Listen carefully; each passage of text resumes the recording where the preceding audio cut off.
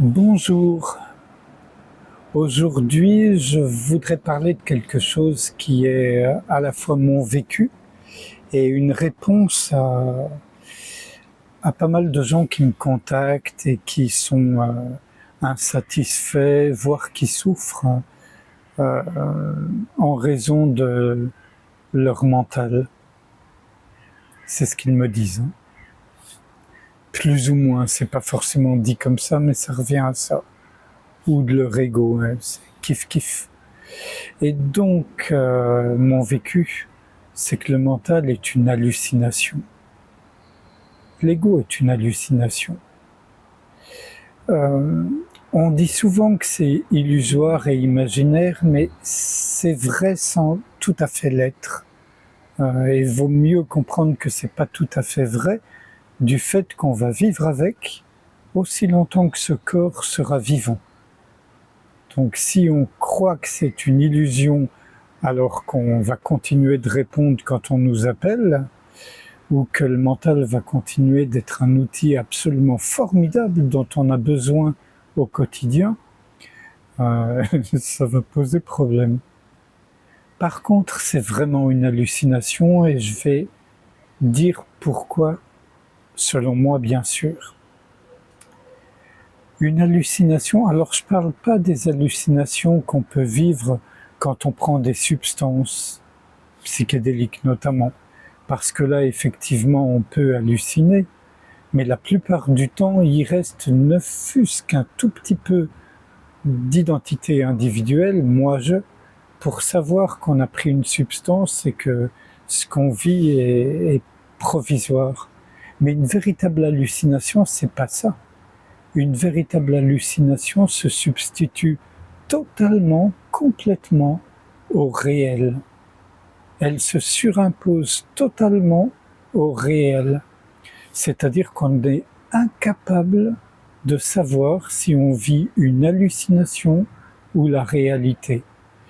Et j'en parle avec d'autant plus de conviction que quand j'ai été sérieusement malade il y a plus de 15 ans, j'ai vécu un épisode, mon cerveau avait bugué en raison de la maladie mais aussi du traitement et je vivais presque constamment dans des états d'hallucination visuelle, auditive et même complète en réalité, olfactive, tactile, et sans la présence de ma compagne, de mes enfants, du médecin en qui j'avais confiance, je n'aurais été absolument pas capable de distinguer l'hallucination du réel.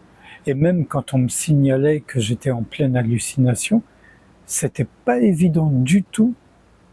Je faisais confiance, donc je l'admettais, mais c'était pas probant. Hein. J'entendais, voilà. Et c'est exactement ce qui nous arrive pratiquement à nous tous, tout le temps. C'est-à-dire qu'on vit une hallucination individuelle et collective depuis si longtemps qu'on croit que c'est vrai. Qu'on lise des livres qui viennent de l'Antiquité jusqu'à aujourd'hui, et on voit la même hallucination à l'œuvre tout le long. D'où des gens comme Héraclite, Plotin et tant d'autres, hein, pardon, et en Inde bien sûr, en Chine, enfin, des gens qui parlent de l'éveil, du réveil. Euh, L'éveil, c'est juste un concept, ça n'a aucune réalité, il faut le dire tout de suite. C'est vraiment un concept créé pour dire, voilà, on sort du sommeil de l'hallucination. Mais voir là quelque chose de miraculeux, de magique, avec des pouvoirs extraordinaires, c'est complètement fantaisiste. Ça n'a rien à voir. Bien sûr, on peut croiser des gens qui ont des pouvoirs, etc., etc. Ça n'a rien à voir avec l'extraction de l'hallucination. Ils peuvent être encore en proie à l'hallucination. D'ailleurs, beaucoup de gens qui sont vus et qui se voient eux-mêmes comme enseignants spirituels sont totalement en proie à l'hallucination. Simplement, au cœur de cette hallucination, au sein de cette hallucination, ils ont trouvé des petits accommodements, des petits arrangements qui leur permettent de se sentir plus à l'aise.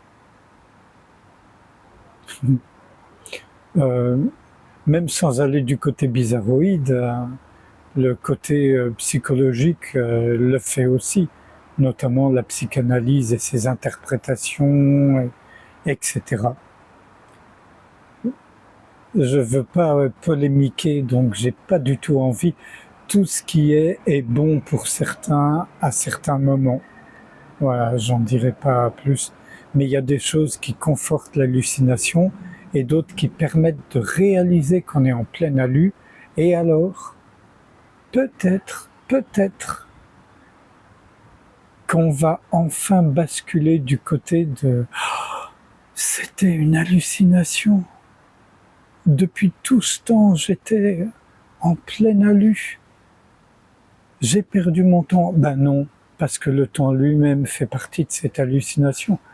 Le temps, c'est une élaboration mentale, ça n'existe pas, sauf bien sûr le temps chronologique, le temps physique, ce qui nous permet de mesurer le passage des étoiles, etc., mais aussi la croissance et la décroissance de l'individu vivant.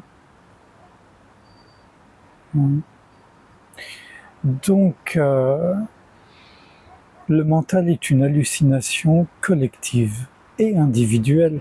C'est ce qui rend très difficile en apparence le retour à la simplicité. Si on devait trouver un mot qui, selon moi, qualifierait vraiment l'éveil, c'est la simplicité. Rien d'autre. Pas des trucs magiques, spectaculaires, miraculeux. Non, la simplicité, le bon sens.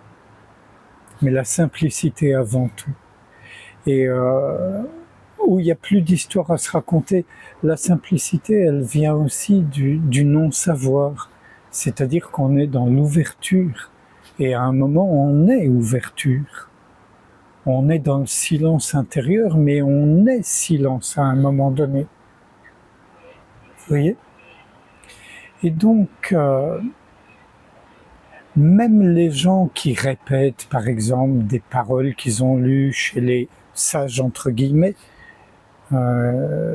des paroles probablement vraies quand elles sont prononcées par les 10 sages, s'ils sont sages, mais qui sont juste des slogans, des concepts, des absurdités, quand on les répète alors qu'on les vit pas. Et c'est un peu le fléau de la spiritualité, c'est de se nourrir de ce que d'autres ont pu dire ou écrire et de le répéter en essayant de se convaincre que c'est vrai, parce que ça résonne en nous. Mais ça résonne en nous en quoi ? C'est le mental qui résonne, le moi-je, ou c'est le silence qui se reconnaît ? Et ça fait la différence. Et la plupart du temps, c'est bien entendu le mental qui est satisfait.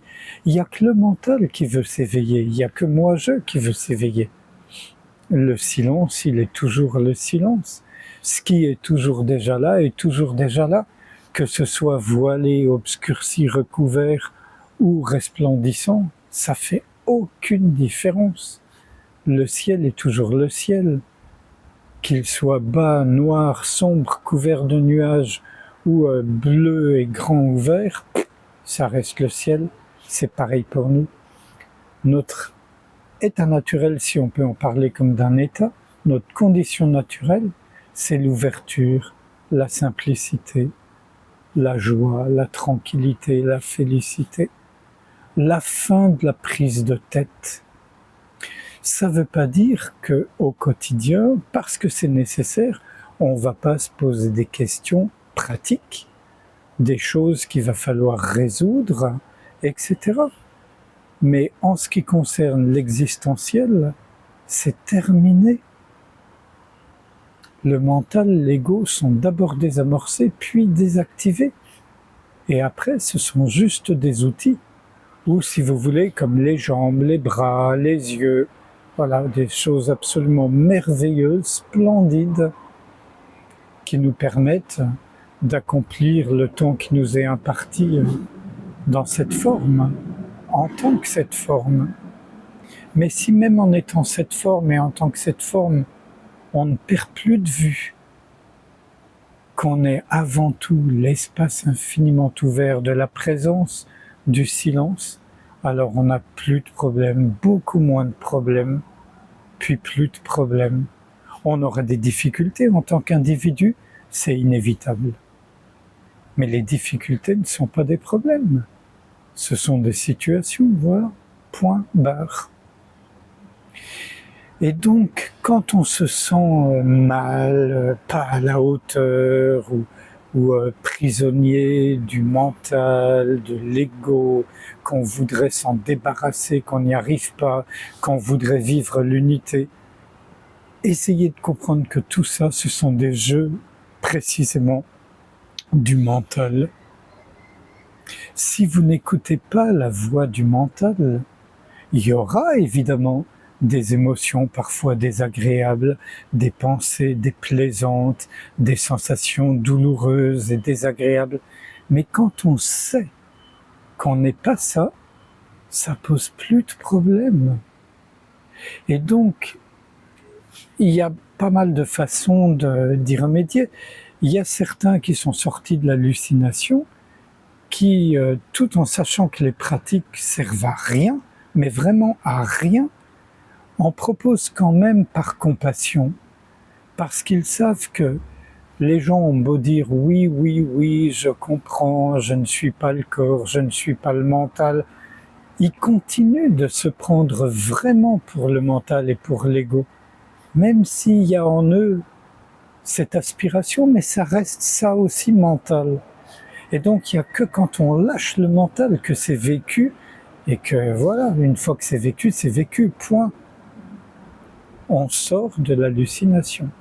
Et donc certains, au cœur de cette hallucination, enfin eux en sont extraits, mais s'adressent à des gens qui sont en proie à l'hallucination et leur proposent des pratiques tout en sachant que ça sert à rien pour en sortir, sauf que ça soulage un peu la souffrance, la confusion, c'est déjà bien. Et certaines de ces pratiques peuvent, paradoxalement, faciliter la possibilité de voir, de percer. Quand je dis percer, c'est basculer de l'hallucination à ce qui est vraiment. Et dans mon cas, je dirais que le fait d'observer sans s'impliquer, c'est la clé la plus magique que je connaisse, parce qu'on fuit pas du tout ce qui se présente à nous, on n'essaie pas d'y remédier comme certaines techniques qui vous invitent à substituer de l'agréable au désagréable, du lumineux au sombre, du beau au laid. Non, ça c'est toujours, ça peut avoir son utilité un temps, mais c'est vraiment faire la politique de l'autruche. Mais faire face à ce qui est, tout le temps. C'est-à-dire avoir conscience de tout ce qui se présente, pensées, sensations, émotions, sentiments, réactions, le champ du monde, et apprendre comment on fonctionne et comment on peut ne pas s'impliquer. C'est une clé magique qui va nous donner patience, persévérance, et la simplicité est toujours déjà là, donc elle se manifeste très rapidement. Dès qu'on est dans la non-implication, tout devient tellement simple et évident. Mais évidemment, en raison du conditionnement et de cette croyance collective que je suis le mental, je suis l'ego, bien sûr il va y avoir des tas d'allers-retours, donc il va falloir constamment revenir à cette non-implication, si ça vous parle évidemment. Et chaque fois qu'on est de retour dans cette écoute non impliquée, on est libre, on est simple. Et qu'est-ce qui se passe? On se rend compte qu'on n'est pas ce qu'on croit être, et il y a une joie qui n'est pas une excitation, c'est une joie d'une tranquillité inimaginable. Il y a une joie, une quiétude, une équanimité étonnante. On en a fini avec la recherche, mais on a cette ressource. Revenir à la non-implication. Et peu à peu, le mental est désamorcé avant d'être désactivé. Et bye bye l'hallucination. Même si on peut continuer de temps à autre d'être dans l'hallucination, mais on ne peut plus oublier, jusqu'à preuve du contraire, on ne peut plus oublier ce qu'on est vraiment. Et ce qu'on est vraiment n'est pas sujet à l'hallucination, jamais. Je crois avoir beaucoup parlé, je vois que le soleil va bientôt se lever, donc ça fait un moment.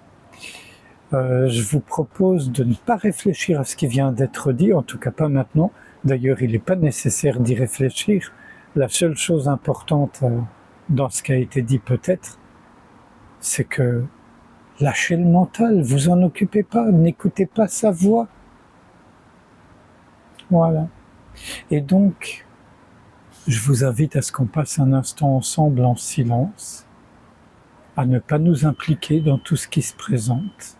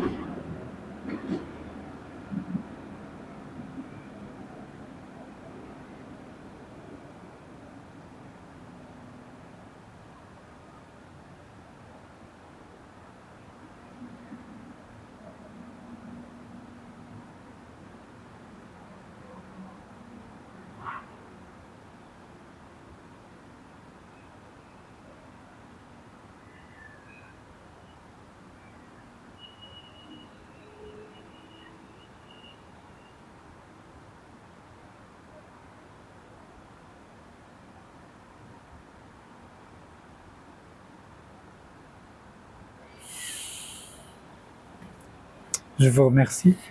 À bientôt.